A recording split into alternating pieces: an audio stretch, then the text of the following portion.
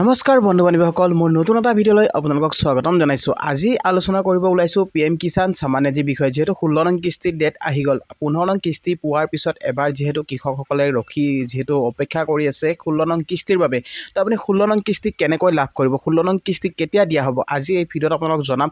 তো সবিশেষ জানিবলৈ ভিডিঅ'টো অকণমান স্কিপ নকৰিব, শেষলৈকে চাই থাকিব। তো বলক ভিডিঅ'টো আৰম্ভ কৰোঁ। Welcome to my channel good luck Assam. Lakh lakh কৃষকৰ বাবে আহিছে ভাল খবৰ। যিহেতু আপোনালোকক দিব ওলাইছোঁ এই ভাল খবৰ, লাখ লাখ কৃষকৰ একাউণ্টত সোমাব যিহেতু 2000 টকা। আপুনি 2000 টকা পাব বিচাৰিছে নেকি? যদি আপুনি 2000 টকা লাভ কৰিব বিচাৰিছে তেতিয়াহ'লে আপুনি কৰিব লাগিব এইসমূহ কাম। তো কি কাম কৰিব লাগিব? তো প্ৰথম কামটো হৈছে আপোনাৰ eKYC। কিয়নো আপোনালোকক ক'ব খুজিছোঁ eKYC এতিয়াও বহুতো কৃষকৰ হোৱা নাই সম্পূৰ্ণ। তো আপুনি যদি eKYC কৰিব পৰা নাই, কেনেকৈ আপুনি eKYC কৰিব পাৰিব? eKYC কৰিবৰ কাৰণে আপুনি এতিয়া যিহেতু আপোনালোকৰ বাবে এটা অপশ্যন আহি গৈছে, আপোনালোকে সেই অপশ্যনৰ জৰিয়তে আপোনালোকে কৰিব পাৰিব। প্ৰথম অপশ্যনটো আপোনালোকক মই ইয়াত দেখুৱাব খুজিছোঁ। আপোনালোকে আগতে যিহেতু আপোনালোকক ছেচুৰেশ্যন কেম্পৰ সুবিধা দিয়া হৈছিলে, বা আপুনি যদি কৰা নাই, যদি কৰিছে আপোনাৰ কাৰণে ভাল খবৰ। আৰু আপুনি যদি কৰা নাই eKYC এতিয়াও, তেতিয়াহ'লে eKYCৰ কাৰণে আপোনালোকে এটা মোবাইল এপ আছে, সেই এপত আপোনালোকে প্লে' ষ্ট'ৰত গৈও ডাউনলোড কৰিব পাৰে, বা আপুনি ইয়াত স্ক্ৰীন কৰি সেই যিটো আপোনালোকৰ ইয়াত ফটো দেখুৱাইছোঁ, ইয়াত স্ক্ৰীন কৰি আপোনালোকে মোবাইল এপটোৰ জৰিয়তে আপুনি eKYC সম্পূৰ্ণ কৰিব পাৰিব। কিন্তু তাৰ আগতে আপোনালোকৰ আৰু এটা কথা জনা দৰকাৰী, যিহেতু আপোনাৰ যিটো একাউণ্ট আছে, সেই একাউণ্টটোত আপোনাৰ মোবাইল নম্বৰটো আধাৰৰ লগত লিংক আছেনে নাই। যদি আপুনি লিংক কৰোৱা নাই তেতিয়াহ'লে আপুনি অতি সোনকালে লিংক কৰাই লওক। আৰু লিংক থাকিলে আপুনি এই এপছৰ জৰিয়তে আপুনি কোনো ধৰণৰ OTP দিব নালাগে। যদি আপোনাৰ আধাৰ নম্বৰটো যদি মোবাইলৰ লগত যদি লিংক থাকে তেতিয়াহ'লে আপুনি OTP দিব নালাগে। জাষ্ট আপুনি স্কেন কৰিলে হ'ল। স্কেন কৰাৰ পিছতে আপোনাৰ যিটো eKYC আছে সেই eKYC আপুনি সম্পূৰ্ণ কৰিব পাৰিব। আৰু নেক্সট কামটো হৈছে আপোনাৰ লেণ্ড ছেডিং। যদি আপুনি লেণ্ড ছেডিং কৰিব পৰা নাই, লেণ্ড ছেডিং কেনেকৈ কৰিব?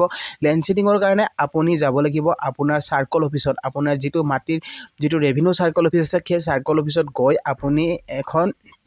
আপুনি জমাবন্দী উলিয়াব লাগিব, সেই মাটিৰ ডিটেইলছ। যিহেতু আপোনাক কৈছে যে আপোনাৰ মাটিৰ ডিটেইলছ দিবলৈ, মানে আপোনাৰ যিটো মাটি আপোনাৰ নামত আছে, আপোনাৰ নামৰ মাটি হ'ব লাগিব। আৰু আপুনি যদি আপোনাৰ দেউতাৰ নামৰ মাটি দিয়ে, বা আপুনি যদি ঘৰৰ পৰিয়ালৰ নামৰ মাটি দিয়ে, তেনেকুৱা নহয়, আপোনাৰ নাম থাকিব লাগিব। আপোনাৰ যদি নামটো তাত নাথাকে তেতিয়াহ'লে আপোনাৰ লেণ্ড ছেডিং অ'কে নহয়।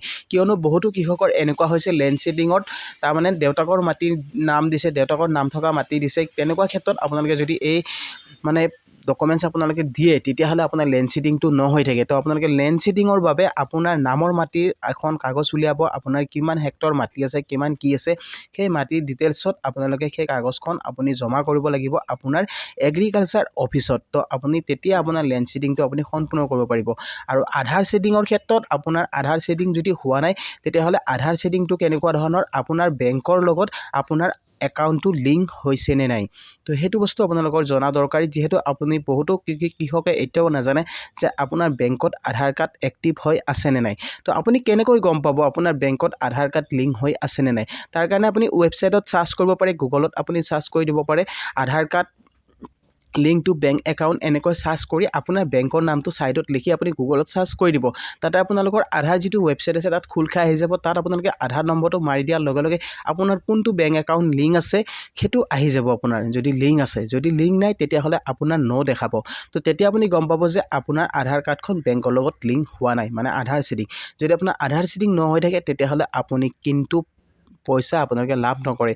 আপোনাক কিয়নো কোৱা হৈছে যে আপোনালোকৰ 3টা অপশ্যন থাকে, এই 3টা অপশ্যনৰ ভিতৰত যদি আপোনাৰ এটা যদি হৈ থাকে তেতিয়াহ'লে আপুনি নাপাব কিস্তি, কোনো ধৰণৰ আপুনি কিস্তি লাভ নকৰে। তো আপুনি কিস্তি লাভ কৰিবলৈ হ'লে আপোনাৰ এই 3টা বস্তু অ'কে হ'ব লাগিব। তাৰপিছত আপোনালোকৰ তলত আহিব এটা অপশ্যন আহিব আপোনাৰ যিটো FTO প্ৰচেছ। তো FTO প্ৰচেছটো আপোনাৰ য়েছ হৈ আছে নেকি? যদি য়েছ হৈ আছে তেতিয়াহ'লে আপোনাৰ টেনশ্যন নাই। যদি হৈ আছে তেতিয়াহ'লে প্ৰথম কামটো আপুনি কৰিব লাগিব eKYC, লেণ্ড ছেডিং আৰু আধাৰ ছেডিং। এই 3টা বস্তু আপুনি যেতিয়া কৰিব তেতিয়া আপোনাৰ FTO প্ৰচেছটো ন'ৰ পৰা আপোনাৰ য়েছ হৈ আহে। তো য়েছ হোৱাৰ পিছতে আপুনি এই সুবিধা লাভ কৰিব পাৰিব। যেহেতু আপোনাক ক'ব খুজিছোঁ, যদিহে আপুনি 15 নং কিস্তি লাভ কৰা নাই, ঠিক আছে, তো আপুনি যদি কিবা আপোনাৰ মিষ্টেক হৈ আছে নেকি, আপুনি আগতে প্ৰথম কামটো আপুনি কি কৰিব লাগিব, আপোনাৰ বেনিফিচিয়াৰী ষ্টেটাছটোত আপুনি চেক কৰিব। আপোনাৰ PM কিষাণ যিটো নাও ইয়ৰ ষ্টেটাছ আছে, এপছত গৈ আপুনি সেই এপছত যাব। আপোনালোকে এপছত গৈ এনেকৈ আপুনি চেক কৰিব। ইয়াত মই আপোনাক স্ক্ৰীণত দেখুৱাইছোঁ। এনেকৈ আপুনি PM কিষাণৰ যিটো বেনিফিচিয়াৰী ষ্টেটাছ আছে এনেকৈ আপুনি উলিয়াই ল'ব। উলিয়াই লোৱাৰ পিছত আপোনাৰ অপশ্যনটো আহি যাব।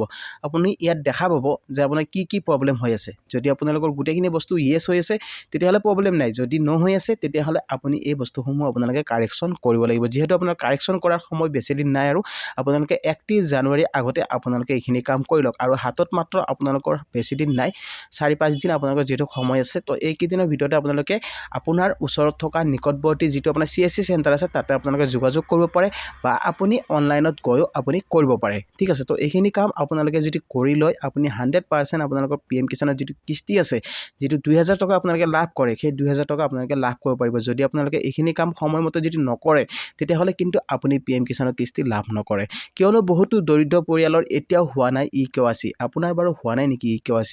তো eKYC হোৱা নাই যদি আপুনি এই এপছটো আপোনালোকে ডাউনলোড কৰি লওক। PM কিষাণ যিটো এপ আছে তাতে আপোনালোকে গৈও কৰিব পাৰে বা আপুনি এপছত আপোনালোকে ফটো এটা আছে, আপোনালোকৰ এই ফটোটো দেখুৱাইছোঁ, ইয়াত স্ক্ৰীন কৰিও আপোনালোকে এই স্কেনাৰত আপুনি স্ক্ৰীন কৰি আপোনাৰ এপটো আপুনি ডাউনলোড কৰিব পাৰিব। ডাউনলোড কৰাৰ পিছত আপুনি তাত কি কৰিব লাগে আপোনালোকক তাত দেখুৱাই দিব, কেনেকৈ আপুনি eKYC সম্পূৰ্ণ কৰিব। সকলো কাম আপোনালোকে ইয়াতে কৰিব পাৰিব, আপুনি ক'তো যাব নালাগে।